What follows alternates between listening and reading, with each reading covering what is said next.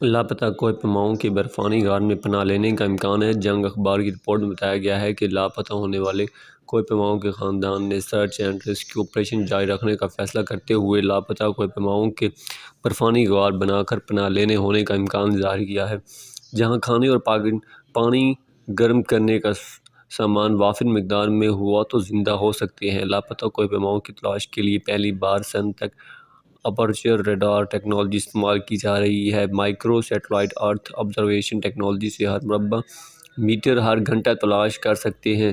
جن بلندیوں پر ہیلی کاپٹر کی پہنچ ممکن نہ ہو، وہاں یہ ٹیکنالوجی بہت کارآمد ہے۔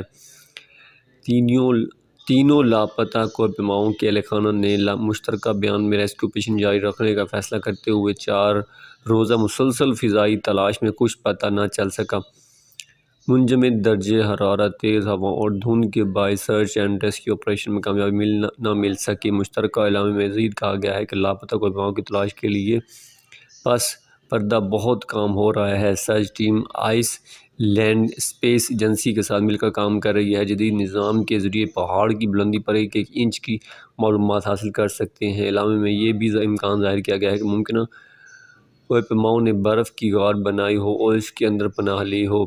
برفانی غار میں کھانے کی چیزیں گرم پانی کی صورت ہو تو زندہ رہا جا سکتا ہے۔ اعلامیہ میں تینوں خاندانوں نے آرمی چیف، عسکری ادارہ DGSPR کا شکریہ ادا کیا۔ انہوں نے یہ بھی کہا کہ پاکستانی قوم کے مشکور ہیں، جنہوں نے السد پارک کے لیے دعائیں کی۔ تینوں خاندان پوری دنیا کے لیے مشعلِ راہ ہیں۔